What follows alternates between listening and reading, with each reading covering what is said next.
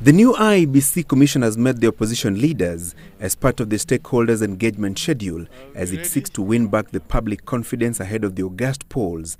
The National Super Alliance has repeatedly claimed there was a grand scheme to influence the August polls in Jubilee's favor and called for radical changes at the electoral body. With the exit of former IEBC commissioners, the opposition leaders are now targeting two top secretariat officials, Immaculate Kasait, who heads the Directorate of Voter Registration and Electoral Operations, and James Muhati, who is in charge of the Information Communication Technology ICT department. In the memorandum handed to IEBC Chairman Wafula Chebukati and his team, the NASA leadership claimed Kasait and Muhati had failed to oversee a credible registration process and therefore should not be part of the preparations for the August polls. And we have said so many times that this country cannot afford another flawed electoral process.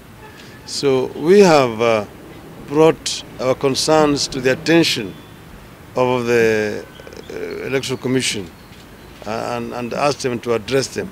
Other demands made by the opposition leadership is an assurance from the commissioners that there will be only one voter register that will be used in the general election and a copy of the electronic register that must be certified by an independent body. They also want IEBC to exclusively identify voters electronically on the election day, uphold presidential results announced at the constituency level, and a clear explanation on IEBC's working relationship with the National Intelligence Service (NIS). Yes, we are new in office, but we are committed to the work. The voter register audit has stalled after two petitioners filed a case in court contesting the appointment of KPMG to conduct a forensic cleanup of the national roll of voters. NASA is demanding a fresh process of appointing an audit firm in a process that will be inclusive and acceptable to all stakeholders. The issue of double registration, which they have admitted, the issues of using some fake ID cards to register people as voters, like we demonstrated to you the other day. And as you can see, since we went in office, we came out and said, look, there's a problem with the register. And we owned the problem and we are dealing with the problem. Now, if there's another problem, I can assure you anything that interferes with the proper progress being made towards the elections, we shall deal with it. IEBC has since published a list of more than 50,000 citizens with duplicate identity cards and directed them to handle the anomalies with the National Registration Bureau within 10 days or be deleted from the voter register.